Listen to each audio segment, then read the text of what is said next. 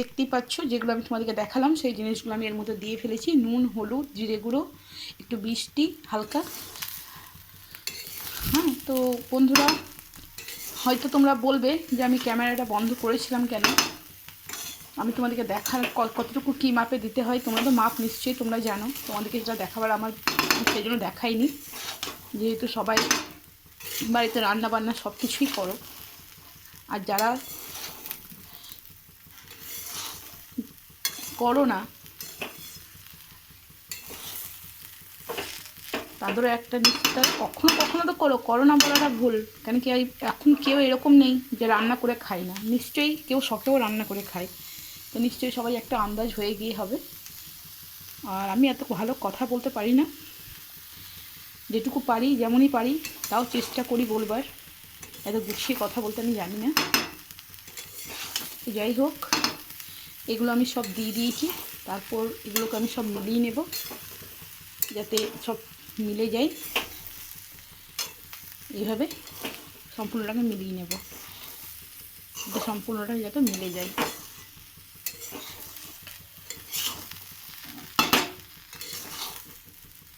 আর আরেকটা কথা বন্ধুরা, তোমাদেরকে আমার বলতে খুব খারাপ লাগছে। জীবনে প্রত্যেকেরই একটা না একটা কিছু প্রবলেম আসে, একটা না একটা কিছু খারাপ সময় আসে।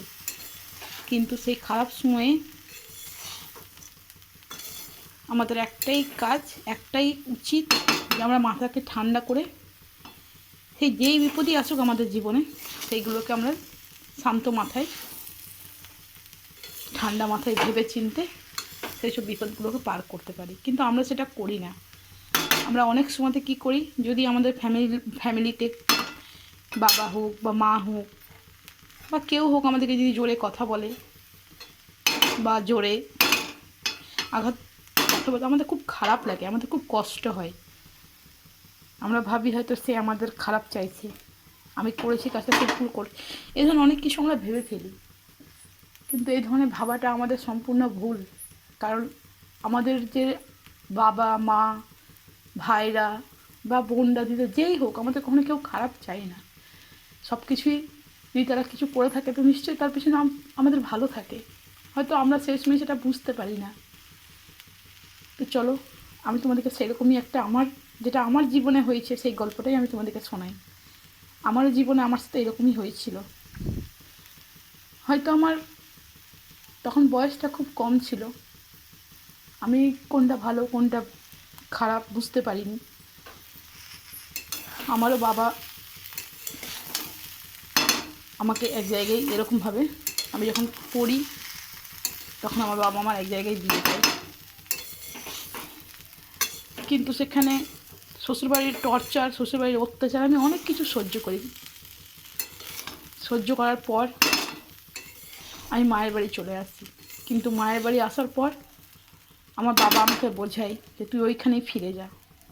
কিন্তু আমার মনে হয় যে আমার বাবা হয়তো আমাকে এই কারণে কথাটা বলছে যে আমাকে হয়তো সংসারের মধ্যে আমি বোঝ হয়ে যাবো, 10টা লোক 10টা কথা বলবে, সেই কারণে হয়তো বাবা আমাকে ফের শ্বশুরবাড়ি যেতে বলছে। এই কারণে আমি বাবাকে প্রথমে ভুল বুঝেছিলাম, অনেক কথাও বলেছি আমার বাবা মাকে। আমার ভাইও আমাকে বুঝিয়েছিল, আমি আমার ভাইকেও ভুল বুঝেছিলাম। কিন্তু আমি যেটা তোমার সাথে বলছি বন্ধু, শেয়ার করছি আমার সম্পূর্ণ আমার একদম বাস্তব জীবনের ঘটনা। আজ হয়তো এই কথাগুলো বলার আমার কোনো দরকার নেই, আমার অনেক দেরি হয়ে গিয়েছে, তো তাও আমি এই কথাগুলো এই জন্যই বলছি বন্ধুরা, যাতে তোমরা যাতে এই ভুলটা না করো। যে ভুলটা আমি করেছি এই ভুল যাতে আর কেউ না করে, বা তোমরা যাতে কেউ না করো। পরিবার সবসময় তোমাদের ভালোই চাই, কখনো পরিবারকে ভুল বুঝো না। যে ভুলটা আমি বুঝেছি, আমি যে ভুলটা বুঝে আজ আমি বাস্তব আমার জীবনের এমন একটা কাহিনী তোমাদের সাথে আমি শেয়ার করবো, তোমরা বিশ্বাস করবে আজ সেই বাস্তবে আমি। সেই কারণে বন্ধুরা আমি তোমাদের সাথে কথাটা শেয়ার করছি যে তোমরা যাতে এই ভুলটা তোমরা যাতে কেউ না করো। অনেক ভাই আছো, অনেক বোন আছো, তাদেরও পরিবার আছে, তারাও কোনো পরিবারের ছেলে কোনো পরিবারের মেয়ে, তাদেরও পরিবারের নিশ্চয়ই ভাই বোন দাদা মা বাবা সবাই আছে। তাই তোমাদের কাছে একটাই রিকোয়েস্ট করবো হাত জোর করে, যে পরিবার যেটুকু বলবে যাই বলবে তোমরা প্লিজ শুনো। কেন কি পরিবার কখনো তোমাদের খারাপ চাইবে না। তো যাই হোক, আমি তোমাদের কিছু জানাতে চাই। কেন কি আজ আমি যে ভুলগুলো করে এসেছি পরিবারকে ভুল বুঝে, আমি তোমাদের সাথে সেগুলোকে শেয়ার করতে চাই, যাতে তোমরা এই জেনে এটাকে ভিডিওটাকে শেয়ার করো, আর যাতে এই ভুলটা যেন আর কেউ না করে সেটা তোমরা দেখো। আমি আমার জীবনের কিছু কথা তোমাদের সাথে শেয়ার করতে চাই, যেগুলো তোমরা বুঝো। যে ভুলটা আমি করেছি সেই ভুলটা যেন তোমরা আর কেউ করো না, এটাই হচ্ছে আমার উদ্দেশ্য তোমাদের কাছে হাত জোর করে। আর এটার কারণেই আমি আমার ছোটোখাটো কথা তোমাদেরকে জানাচ্ছি, আর কিছু না বন্ধুরা। ব্যাস তোমরা শুধু তোমার পাশে থেকো আর এই ভিডিওটাকে শেয়ার করো, ব্যাস এইটুকুটাই তোমাদের কাছে আমার চাওয়া। যাই হোক, কথা তোমাদের সাথে বাড়াবো না, তোমাদের সময় নষ্ট করবো না। আমি যে ভুলটা করেছি সেই ভুলটা যাতে তোমরা না করো, সেটার জন্য আমি কিছু কথা তোমাকে আমার জীবনের বলতে চাইছি, বলতে চলেছি, যেটা আমি জীবনে ভুলটা করেছি। আমি চলে আসি সেইখান থেকে। তারপর আমি বাবাকে ভুল বুঝি, মাকে ভুল বুঝি, আমার ভাইদিকে ভুল বুঝি, আমি সবাইকে ভুল বুঝি। তারপর আমি সেখান থেকে চলে এসে যখন আমি আসি সেখান থেকে, তখন আমি তখন প্রেগনেন্ট ছিলাম। আমার পেটে তখন 4 মাসের বাচ্চা ছিল। তখন আমি সেই শ্বশুরবাড়ি থেকে চলে আসি, কারণ আমার শাশুড়ি আমাকে মারধর করতো, আমার স্বামী আমাকে ভালোভাবে ব্যবহার করতো না, আমার ননদ আমার সংসারে সবসময় খারাপ ব্যবহার করতো, যেগুলো আমি তখন আমার বয়সটা খুব কম ছিল, তখন আমার 15-16 বছর বয়স ছিল। আমি বুঝতে পারিনি কোনটা ঠিক কোনটা ভুল, আমি কিছুটা বুঝতে পারিনি। আমার তখন যেটা ভালো মনে হয়েছিল আমি সেটাই করেছিলাম। তারপর আস্তে আস্তে বন্ধুরা আমি যখন বাবার বাড়ি চলে আসি, তারপর আমার হাজব্যান্ড মারা যায়। তো যাই হোক, আজ আমার হাজব্যান্ডের মারা যাওয়ার পিছনে হয়তো আমারও ভুল ছিল, আমিও ভুল করেছিলাম। আমি যদি সেদিন চলে না আসতাম, যদি ভুল না বুঝতাম কাউকে, আমি যদি পরিবারের কথা শুনতাম, তাহলে আজ আমার হাজব্যান্ড হয়তো আমার সাথেই থাকতে পারতো, আজ আমার সন্তান হয়তো তার বাবাকে পেত। কিন্তু যাই হোক, যেটা হয়ে গেছে সেটা তো আর ফিরিয়ে আনা যায় না। তারপর শুরু হয় আমার জীবনের নতুন যুদ্ধ। তোমরা তো জানো যে বিয়ের পর যদি স্বামী মারা যায় সেই মেয়ের কী অবস্থা হয়। সেই মেয়ে সব জায়গাতেই বোঝ হয়ে যায়, কি বাবার বাড়ি বলো কি ফ্যামিলি বলো, সবারই কাছে সে বোঝ হয়ে যায়। আমার সাথেও ঠিক সেরকমই হয়েছিল। তারপর থেকে আমার যুদ্ধ শুরু হয়, তারপর থেকে আমার বয়সটাও বাড়তে থাকে। বয়স বাড়ার সঙ্গে সঙ্গে ফের জীবন আমি আরেকটা ভুল করি। আমি হাজার দুঃখ যন্ত্রণার মধ্যে যখন পরিবারের যখন সবারই কথার মধ্যে যখন পার হচ্ছিলাম, হঠাৎ করে এমনই একজন মেয়ে আমার জীবনে আসে, যে আমাকে বুঝায় যে তুই এদের সঙ্গে থাকিস না, এরা তোর ভালো চাই না, তুই আমার সঙ্গে চল। আমি সেই ভুলটা আবার করি, আমি সেই মেয়েটার উপরে বিশ্বাস করে আমি বাড়ির লোককে ভুল বুঝে ফের সেই মেয়েটার সাথে আমি চলে যাই। কিন্তু 8টা বছর তার সঙ্গে থাকার পর সেও আমাকে ছেড়ে দেয়। সে যখন আমাকে ছেড়ে দেয় আমি আবার আমার পরিবারে চলে আসি। কিন্তু এখানে তোমরা বুঝতে পারছো তো যে আমরা হাজার শত ভুল করি, কিন্তু পরিবার কখনো আমাদেরকে ফেলে দেয় না। দেখো আমি আবার ভুল করেছিলাম, কিন্তু আবার সে মেয়েটা ছেড়ে দেওয়ার পর আমি আবার পরিবারেই আসি। কিন্তু পরিবারে তখন আমার বাবা হয়তো 10টা কথা বলেছিল অপমান করে, কিন্তু তবুও আমাকে তাড়িয়ে দেয়নি, তবু সে আশ্রয় দিয়েছিল আমাকে। আর যদি আমার পরিবার আমাকে আশ্রয় না দিত, তাহলে আমি এই বাচ্চাটাকে নিয়ে কোথায় যেতাম বলো। কিন্তু তারপর আমার বাবা অসুস্থ হয়, আস্তে আস্তে দিন পার হতে থাকে, 8টা বছর পার হয়। তারপর আমার বাবা অসুস্থ হয়ে যায়, হঠাৎ করে 2টো কিডনি ড্যামেজ হয়ে যায় আমার বাবার। তারপর আমার বড় ভাই আমারই ভালোর জন্য, যাতে আমি ভালো থাকি, সুখে থাকি, আমার ছেলে যাতে ভবিষ্যৎ হয়, সেই জন্য একটা ভালো ঘরে আমার জন্য বিয়ে ঠিক করে। ছেলেটা চাকরি করে, ছেলেটারও বউ মারা গিয়েছিল, ছেলেটার একটা মেয়ে আছে। আমার ভাই ভেবে চিনতে আমার ওখানে বিয়ে ঠিক করে, যাতে আমার ছেলের ভবিষ্যৎ হয়, আমি যাতে ওখানে ভালো থাকি। কিন্তু সেখানেও দেখো আমি কত বড় ভুলটা করেছি, আমার ভাইকে আমি ভুল বুঝেছি। আর হঠাৎ করে একটা সম্বন্ধ আমার বাবা মরার পর আসে, এদিকে আমি চিনতামও না, এদিকে আমি জানতামও না। হঠাৎ করে এরা আমার বাড়ি যায়, আর এরা আমার সাথে মিষ্টি মিষ্টিভাবে ব্যবহার করে, মিষ্টি মিষ্টি কথা বলে। তো আমার মনে হয়েছিল যে আমার ভাই যে সম্পর্কটা দেখেছে তার থেকে হয়তো এরা অনেক ভালো হবে, এরা আমার কষ্টটা বুঝে, এরা আমার যন্ত্রণাটা, এরা তো ভালো হবে।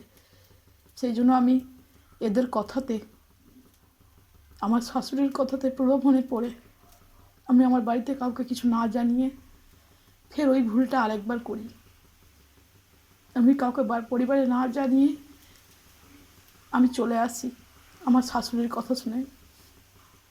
কিন্তু বন্ধুরা, তোমরা এই ভুলটা করো না। মানুষ একবার ভুল করে, কিন্তু আমি 3বার ভুল করেছি। আজ আমার ভুলের কোনো সাজা হয় না। আজ যে ভুলটা আমি করেছি, আজ আমার এখানে এসে মনে হয় যে 2বার তো ভুল করলাম, 2বার আমার পরিবার আমাকে ক্ষমা করলো, কিন্তু 3বার যে ভুলটা করলাম সেই ভুলের জন্য আমি শুধু নিজেই লজ্জিত। আমার মুখ নেই যে আমি পরিবারের কাছে ক্ষমা চাইব, আমার মুখ নেই যে আমি পরিবারের কাছে ফিরে যাব। কারণ আমি নিজে ভুলটা, মানুষ 2বার তো ভুল করেছে, তারা ক্ষমা করেছে, কিন্তু একই ভুল যদি আমি বারবার করি তারা কবে ক্ষমা করবে বলো? তারা তো আমাকে সাবধান করেছিল, তারা আমাকে মানা করেছিল যাতে আমি এদের সাথে না আসি, যাতে আমি এদের কথা না শুনি। কিন্তু বন্ধুরা, আমি শুনিনি। আমার মনে হয়েছিল যে এরা খুব ভালো হবে, কিন্তু এদের এখানে আসার পর আমার বিয়ের 1 মাস হতে না হতে এরা আমার টর্চার শুরু করে, আমার শাশুড়ি আমার উপরে নানান ধরনের অত্যাচার আমার উপরে শুরু করে। যার সাথে আমি বিয়ে করেছি তাকে সে বোম্বে পাঠিয়ে দেয়, তারপর শুরু করে আমার উপরে অত্যাচার। কিন্তু আমার কোনো ভাষা ছিল না, আমি সব কিছু মুখ বুজে সহ্য করে যাই। তারপরে এই ভদ্রমহিলা আমার নামে লোন তুলে 1,20,000 টাকা, তারপর লোন তুলে আমাকে ফাঁসি দিয়েছে, বাড়ি থেকে পালিয়ে যাই। তারপর শুরু হয় আমার জীবনে আরেক যুদ্ধ। সেই মহিলা বাইরে থেকে গিয়ে আমাকে নানান ধরনের টর্চার করে, আমাকে নিয়ে আজে বাজে কথা নানান ধরনের বলে। বাড়িতে আমার স্বামী, আমার শ্বশুর, আমার ননদ সবাই আমার বিরুদ্ধে, কিন্তু তার সত্ত্বেও আমাকে মুখে হাসি রাখতে হয়। তাহলে কি আজ সত্যি আমার পরিবারের কাছে ফিরে যাওয়ার আমার কোনো মুখ নেই, কারণ তারা মানা করা সত্ত্বেও আমি আবার ভুল করেছি। 2বার ভুল তো প্রথমেই করেছিলাম আমি, কিন্তু এই ভুলের কোনো ক্ষমা হয় না। তাই বন্ধুরা, আমি তোমাদের কাছে একটাই রিকোয়েস্ট করবো, হাত জোর করে, তোমরা যেন জীবনে এরকম ভুল করো না। আজ আমার কাছে একটাই পথ খোলা, ইয়া তো মৃত্যু, ইয়া তো পালানো। কিন্তু আমি মরতেও পারবো না, কারণ আমার একটা ছেলে আছে, সেই আমি মরতেও পারবো না। আর পালিয়ে আমি কোথায় যাবো বলো তোমরা? হয়তো আমি গ্র্যাজুয়েশনটা করছি, কিন্তু এখন আমার কোনো কাজ নেই, কোনো টাকা পয়সা নেই, কোনো সাপোর্ট নেই। সেই জন্য আমাকে মুখ চোখ বুঝিয়ে দেয়, সব কিছু অত্যাচার অন্যায় সহ্য করে আমাকে এখানে পড়ে থাকতে হচ্ছে।